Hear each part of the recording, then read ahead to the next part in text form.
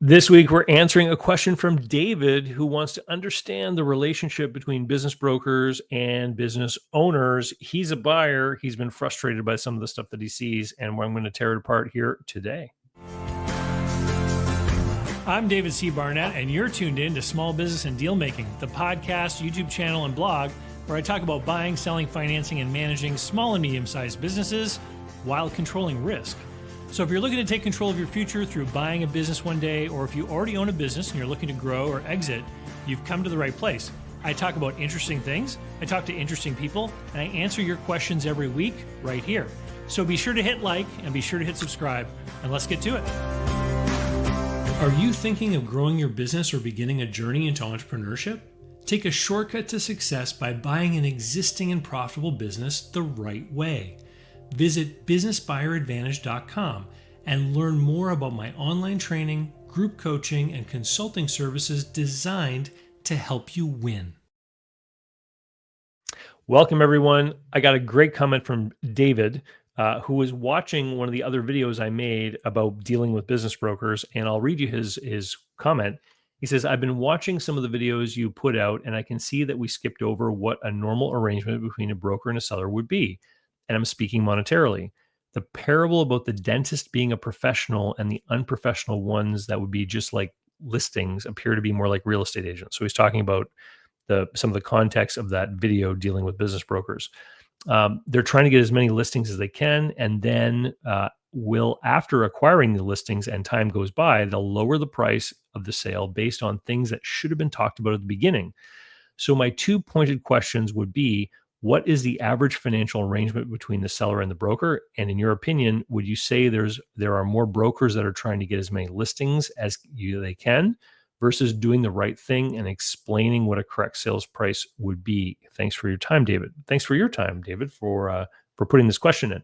So we've got two very specific questions here. What is the typical financial arrangement? That's number one. And are brokers chasing listings or acting professionally is number two. So let's talk about how brokers get paid. So when I was a business broker, I used to charge an engagement fee, which was just a few $1,000s, and it was to cover the cost of doing the evaluation, preparing the business profile, offset some of the advertising costs. And then when I sold the business, I would charge a commission, and I broke my commission into two parts. I used to charge 12% of the business value, and I used to charge 7% of any real estate value if I happened to sell real estate in the same transaction. So that's how I presented it. And the reason I did it that way was because a lot of the times the real estate value could be significant, and commercial real estate agents in our area were charging about 7% commission at the time. And so I said, hey, it takes more time, effort, and expertise to sell a business, so I'm going to charge a higher price. If I happen to sell the building with it, then I'm going to match the price of realtors. Okay. So that was the rationale. We see a lot of buyers and sellers from across North America here amongst the files we work on. And what we generally see is that business brokers are charging between 8 and 12%, with the vast majority of them being at 10% of the sale price. Now, do all business brokers charge an engagement fee? It seems to depend on two things. It depends on whether they're in a big area, like a metro area with a lot of competitors. So competition has a big impact on the terms of sale of the services for business brokers. And this is one of the things that I want to bring up with David, is that business brokers and brokerages are themselves businesses, right? And so as a business, you have to think about several things. You think about your brand, you think about your reputation, you think about your pricing, you think about your position in the marketplace, et cetera. And so these things all play into the types of arrangements that are going to exist between business owners who are trying to sell and business brokers who are trying to sell them services, basically. So the higher the reputation, or the more renown, or the more the degree of specialization or perceived expertise that the broker has, that is going to mean that they're going to be able to command a higher price in the marketplace or more favorable terms to the brokerage. So let me give you an example. If you were a nationwide business broker that specialized in pharmacies and you sold 100 pharmacies last year, you'd be a lot more likely to be able to tell pharmacists that you require them to pay a $10,000 engagement fee, right? Because you've got this track record showing success in this specific category, and you'd be able to tell them that you have hundreds or thousands of buyers who are coming to you because you are dominant in this one category, right?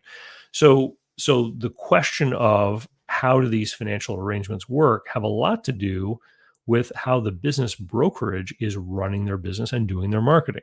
Okay. So there are engagement fees, which is money charged up front. There can also be marketing fees.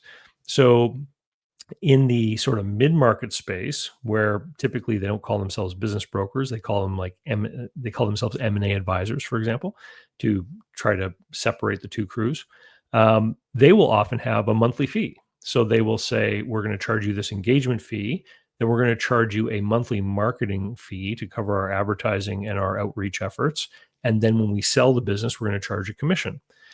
Sometimes these arrangements include credits against the commission. So the ultimate commission might be discounted by the amount of marketing fees paid over the course of time. Other times it's not, right? Again, it's a marketing question. What are is it the 4 Ps? Product, price, place, promotion, packaging, maybe? The Ps of marketing, right? So the business brokers in their office, or the owner of the brokerage, is going to be thinking about this kind of stuff. Like, how do I position myself? How do I, present myself, and what fees or things can I charge? So somebody, for example, who's brand new in the world of business brokerage, who doesn't have much of a track record, who's in a highly competitive market, is likely going to be somebody who is not going to charge any kind of engagement fee. They're just going to be happy to get the opportunity to sell a business, and they're certainly not going to charge a monthly marketing fee. And then they might be even more willing to give people a break on their commission, right? And so what they're doing is they're basically trying to be attractive to the business owner who might be a price shopper. And now you just have to think about the whole world of, sort of premium goods versus lower quality goods that have a lower price, right? And you start to get an idea of how this landscape can play out. You draw the comparison between dentists and real estate agents, which is the analogy that I used in that other video.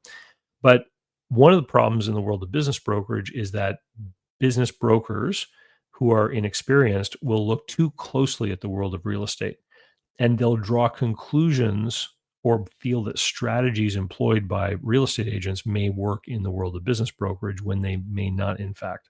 So I'll give you an example.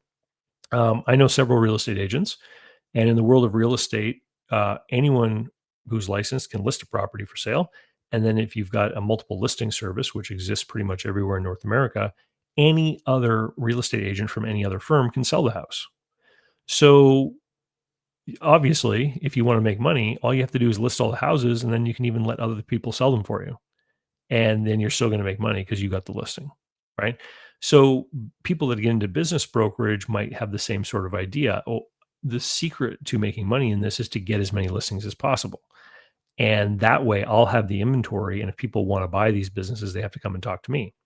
So when I was first in the world of business brokerage, I was actually told by the people training me that I should take any listing I could get for the first bit, to get like 10 or 12 listings, because that would then encourage inquiries, and I would build my email list of buyers. And once I had a few hundred people on my email list, that would then allow me to have more credibility with potential sellers, which would then allow me to become more discerning with how I took on those additional listings, right? And so what they were advising me to do basically was to use that initial strategy of list everything, acting like a realtor, and then move to the next stage, which I call running a candy store, right? So if you think about a store, a retail store, you've got people coming in off the street, they're looking at your product. If you pay too much for your candy and you have to offer it at a really high price, you're not going to sell much. So the candy store owner is always thinking about the people coming in off the street, and he wants to get the right kind of inventory on the shelves at the right price so that people will want to buy it, and they won't have any problem buying it, right? And so this is the world of the more qualified business broker, because the qualified business broker understands that in order to make money at business brokers, they've got to sell the business. And that means it's got to make sense for the buyer. And so instead of thinking that they're in some kind of two-sided marketplace with, trying to get business owners and buyers together or whatever, they realize, no, I'm in the retail world. And the language of the law and regulation further confuses things because they insist, business brokers are told the sellers are your client, right? Um, and you work for your client. Well, that's like saying the candy store owner works for Hershey's chocolate. Like, no, the candy store owner works for themselves, and their interest is in getting chocolate and sweets up on the shelf that people want to buy, right? And so this is the realization. This is the little switch that goes off in business brokers' heads when they realize, oh, I've been wasting all kinds of time listing everything I can get my hands on, which will never sell because it's not priced reasonably and the expectations of the sellers have not been created properly. I need to get things for sale that I can actually sell, right? And this is where they move it up a notch. And so then they start to set expectations with sellers. They start to tell them about the truth. Oh, your cash flow is this. I can only sell your business for this amount based on your cash flow. And here's what the buyer is going to look like, probably. And here's how much money they'll have and what financing they'll need to get. And they'll have to have this loan payment. And you can see from your cash flow, that's all they can afford to pay. And so the broker now is setting the table with the seller, saying, here's why your expectation has to be toned down a little bit. And here's what we can expect to do. And if this doesn't work for you, then you probably shouldn't sell, or at least don't waste my time, right? When I used to go to IBBA conferences, I would see new people in the industry and I would see the veterans in the industry. And you would see the wide eyes on the new people as they heard stories being told by the older people about things they worked on that never worked out, or the deals that actually were done, or having sort of tough love moments with business owners. Um, and you could see people realizing, man, I'm wasting my time because I'm taking on listings that'll never sell. I'm not setting expectations, all this kind of thing. So so it's an evolution, right? And as a buyer, if you're trying to figure out which brokers can I deal with that are going to be the least waste of my time, you can categorize them. As I mentioned in the other video, you can learn about the broker. You can figure out where they are in the sort of learning curve of their industry. You can figure out how professional or unprofessional they are. But because of the exclusive nature of that industry, if they've got the business you want, you got to deal with them, right? So how then do you bridge the gap? Well, it's tough because the broker and the seller get into a contractual relationship where once they're together for the listing period. And I can tell you that we've dealt with many buyers who have been introduced to sellers by brokers because they responded to a listing. And the buyer and seller start to talk with each other, and the buyer and seller are negotiating and working things out. And we've seen glimpses of drama between the sellers and the brokers, where the seller ultimately isn't happy with what the broker has done. The seller doesn't believe the broker is delivering any value or contributing to the relationship in any way. Or worse, the broker is inhibiting the deal. So sometimes we get buyers who will say to us that they are not allowed to talk to a seller. And I'll say, what? What do you mean you can't talk to the seller? How can you make an offer on a business if you haven't been able to have a conversation with the seller about the business? And it's some kind of business broker who's taking a cue from the world of real estate, where they try to keep buyers and sellers apart, who's trying to do the same thing in the world of business brokerage, and says you can't have a conversation with the seller until we receive an offer that we accept, which is just nuts. Because what the role of a business broker is to create a relationship between a buyer and a seller so that they can trust each other, because no deal will ever happen if there's a lack of trust. There's just too many unknowns that happen in a business, and too many uncertainties that just can't be verified with any degree of due diligence. The two people have to get to know each other. They have to trust each other, and they have to want to do a deal together. And we use deal structure to hold everything together so that, with the right amount of seller financing, the seller needs the buyer to be successful. That gives the seller an interest in making sure that the buyer is qualified, that they're the right person, and that they get the proper training and transition. And we want to see that the buyer understands the seller has skin in the game so that they'll believe in what they're being told that can't be specifically verified in any amount of due diligence. So this is all a relationship building exercise. And if the broker doesn't get that, then the deals just aren't going to happen. So frustratingly enough, here are the options when you've got the wrong kind of broker. You wait for the relationship to end is one thing that I see happen. Let the seller end the relationship in some way. So we've seen that happen where sellers will fire brokers, and sometimes they'll offer them some amount of money saying, "Here, I'm buying you out of the contract. Here you go." And that has happened. But unfortunately, there's not a lot that can be done. And here's the thing I would say to business owners. Business owners, your business is one of the biggest things that you own. It's probably the biggest asset in most people's lives if they're an entrepreneur. You need to do more work in the world of finding the right broker. So I have this book called How to Sell My Own Business. Second edition just came out. There's a big part in the first part of this book of how to choose a business broker and why you may not want to sell your own business. And in that part, I explain all the different things you can look for as a business owner to understand whether the broker you're dealing with is qualified or not. And you can, as a business broker, you can spend a lot of money on slick marketing. You can have beautifully printed brochures, folders. You can have like all the things that make you look professional and qualified. It amazes me how often business owners will not do any amount of investigation in the background to kind of check out the reputation of the person. And here's the other frustrating thing, because people will ask me sometimes, should I go with this company or this company or this company to sell my business? And the problem is that while a certain brand name, like there's a couple of big franchise names in the world of business brokerage, the big brand names are trying to promote their brand and they're trying to create a reputation around their brand. The level of service you get comes down to the individual broker that you're dealing with every time. So it's one of these things where you can try to measure based on what you hear about the reputation of an office or a brand.